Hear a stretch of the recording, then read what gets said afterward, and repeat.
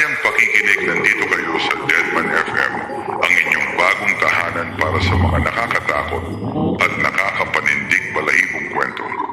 Handa na ba kayong marinig ang mga kwentong kababalaghan, mga aswang, multo, halimaw at alamat na magpapatindig ng iyong balahibo? Kung handa ka na sa kakaibang karanasan, huminga ka ng malalim, patayin ang ilaw, sapagkat dumating na ang takip silim. Panahon na para pakinggan ang mga tinig na nagmumula sa dilim. Dahil ito ang Deadman FM, kung saan ang bawat tunog ay maaaring galing sa buhay o sa kumabilang buhay.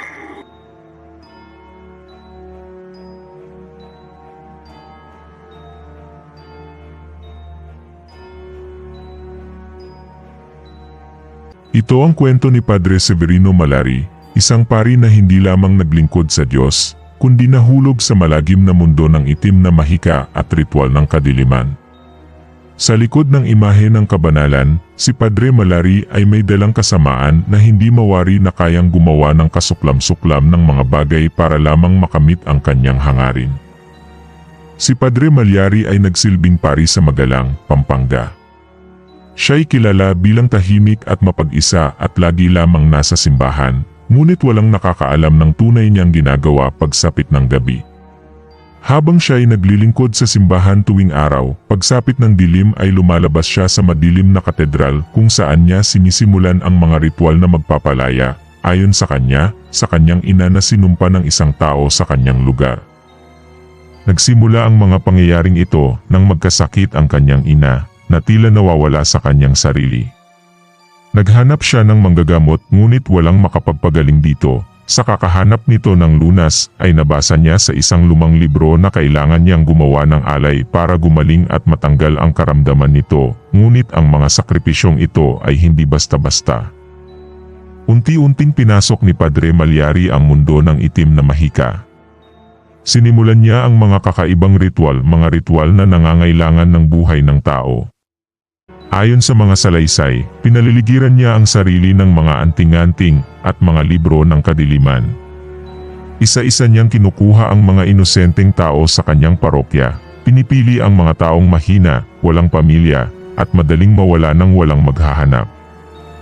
Pinaniniwala ang bago maganap ang bawat pagpatay, nagsasagawa si Padre Malari ng isang ritual ng pagtawag sa mga demonyo, mga espiritong sa paniniwala niya ay makakatulong upang mailipat ang sumpa mula sa kanyang ina patungo sa mga biktima. Sa bawat ritual, dumadaloy ang dugo ng mga inosenteng biktima sa mga sagradong kagamitan hindi para sa Diyos, kundi para sa mga kampo ng kadiliman. Ang kanyang mga dasal ay hindi na mga dasal ng pagmamahal, kundi mga dasal ng kasamaan.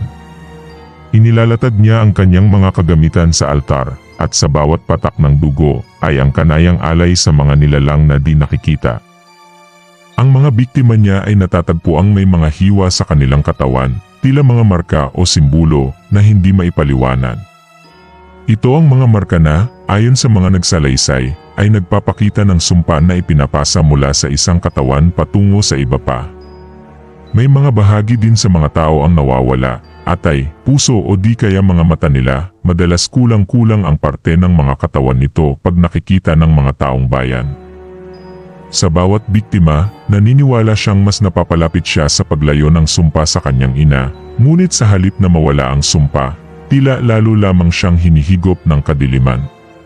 Minsan, naririnig ng mga tao ang kanyang mga bulong at dasal sa madaling araw, mga dasal sa mga pangalan ng mga demonyo na hindi kailanman binabangit ng isang pari. Minsan, may mga kakaibang pinapakain din siya sa kanyang ina. Mga karne na sabi niya ay mas makakabuti sa kalusugan nito. Isang araw, hindi na napigilan ng mga tao ang takot. Nagtipon-tipon sila, at nagsaliksik ang mga otoridad at napansin nito na madalas ang mga napapatay sa kanila ay malapit kay Padre Malari, kaya nang mag-imbestiga sila natagpuan sa loob ng kanyang kwarto sa simbahan ang kanyang mga kasangkapan at ang mga patunay ng kanyang ritual na naglalayon sa paglipat ng sumpa. Nakita din dito ang mga laman ng tao na kinakain ng kanyang ina. Nang humarap siya sa paglilitis, hindi na siya nagbigay ng paliwanag, tila nabalot na siya ng kasamaan na hindi na matatanggal mula sa kanyang kaluluwa. Ang nabanggit lamang nito ay para kay Inay Lee. Binitay si Padre Malyari noong 1840, isang malagim na pagtatapos sa kanyang kwento, ngunit iniwan niya ang kanyang marka sa kasaysayan bilang ang unang kilalang serial killer ng bansa. Hanggang ngayon, ang kanyang pangalan ay bumabalot pa rin ng takot at misteryo. Ang mga tao ay naniniwala na ang mga ritual na ginawa niya ay may naiwan pang kasamaan na nanatili sa mga lugar na minsang tinahak ng kanyang mga paa.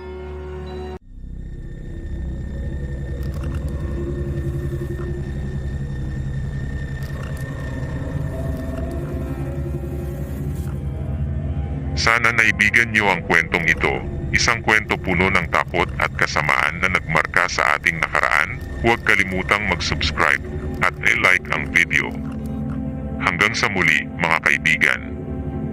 At mag-ingat dahil hindi natin alam kung ano ang nagtatago sa kadiliman.